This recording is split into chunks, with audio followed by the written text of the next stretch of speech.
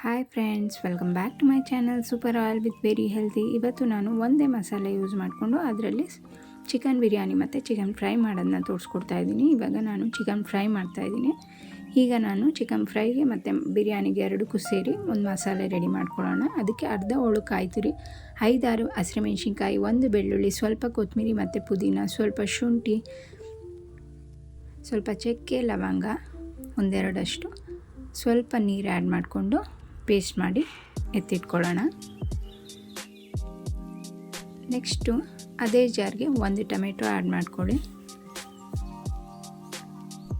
1 spoon ಅರಿಶಿನ powder,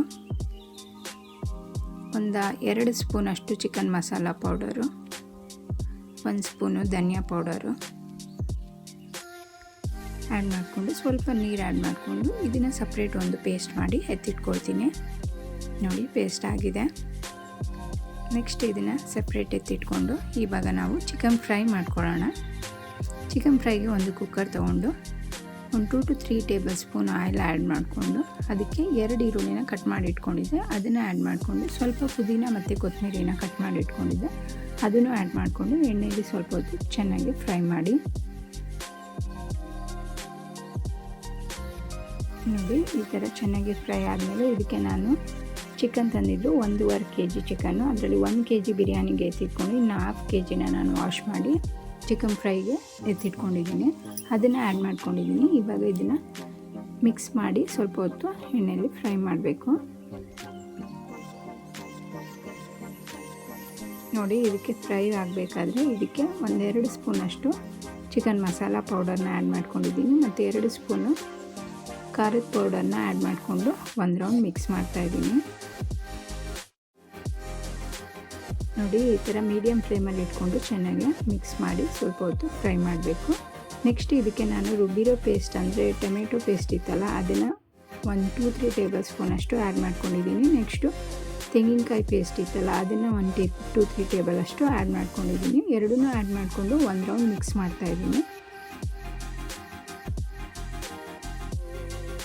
mix ಮಾಡಾದಮೇಲೆ ಇದಕ್ಕೆ ರುಚಿಗೆ ತಕ್ಕಷ್ಟು ಉಪ್ಪನ್ನ ಆ್ಯಡ್ ಮಾಡಿ 1 ಸಣ್ಣ ಗ್ಲಾಸಷ್ಟು ನೀರನ್ನು ಆ್ಯಡ್ ಮಾಡಬೇಕು. ಸಣ್ಣ ಗ್ಲಾಸಷ್ಟು ನೀರನ್ನು ಆ್ಯಡ್ ಮಾಡ್ಕೊಳ್ಳೋದ್ರಿಂದ ತಳ ಹಿಡಿಯಲ್ಲ ಮತ್ತು ಚಿಕನ್ ಬೇಯೋಕ್ಕೂ ಸರಿ ಹೋಗುತ್ತೆ.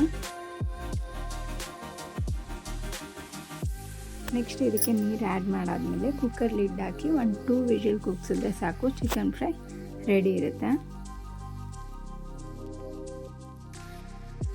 ನೋಡಿ, ಇದು ಚಿಕನ್ ಫ್ರೈ ರೆಡಿ ಇದೆ. ಇದನ್ನು ನಾನು ಚಿಕನ್ ಬಿರಿಯಾನಿಗೆ ಸೈಡ್ಸ್ಗೆ ಮಾಡಿದ್ದೆ. ಇದನ್ನು ಬೇಕಾದರೆ ನೀವು ಚಪಾತಿಗೂ ಮಾಡ್ಕೋಬೋದು. ನೆಕ್ಸ್ಟು ಚಿಕನ್ ಬಿರಿಯಾನಿ ಮಾಡೋದನ್ನ ನೋಡೋಣ ಬನ್ನಿ.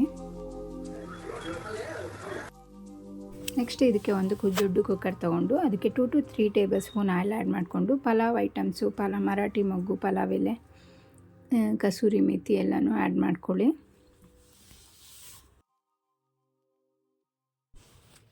ಒಂದು ಸ್ವಲ್ಪ ಚಕ್ಕೆ, ಲವಂಗ, 1 ಏಲಕ್ಕಿಕಾಯಿ ಆ್ಯಡ್ ಮಾಡಿಕೊಂಡು ಇದಕ್ಕೆ 2 ಈರುಳ್ಳಿನ ಉದ್ದಕ್ಕೆ ಕಟ್ ಮಾಡಿ ಇಟ್ಕೊಂಡಿದ್ದೆ, ಅದನ್ನು ಆ್ಯಡ್ ಮಾಡ್ಕೊಂಡಿದ್ದೀನಿ. ಅದನ್ನು ಆ್ಯಡ್ ಮಾಡಿಕೊಂಡು ಸ್ವಲ್ಪ ಹೊತ್ತು ಫ್ರೈ ಮಾಡಿ.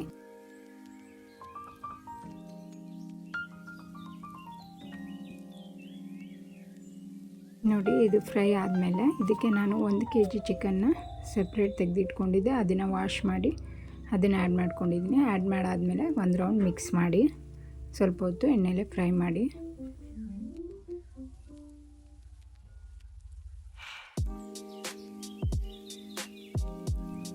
ನೋಡಿ, ಈ ಥರ ಫ್ರೈ ಆಗಿರಬೇಕು. ನೆಕ್ಸ್ಟ್ ಇದಕ್ಕೆ ನಾನು ರುಬ್ಬಿರೋ ತೆಂಗಿನಕಾಯಿ ಪೇಸ್ಟನ್ನು ಆ್ಯಡ್ ಮಾಡ್ಕೊಂಡಿದ್ದೀನಿ. ಅದಾದಮೇಲೆ ನೆಕ್ಸ್ಟು ಟೊಮೆಟೊ ಪೇಸ್ಟನ್ನು ಆ್ಯಡ್ ಮಾಡ್ಕೊಂಡಿದ್ದೀನಿ. ಸ್ವಲ್ಪ ನೀರು ಆ್ಯಡ್ ಮಾಡಿಕೊಂಡು 1 ರೌಂಡ್ ಮಿಕ್ಸ್ ಮಾಡಿ.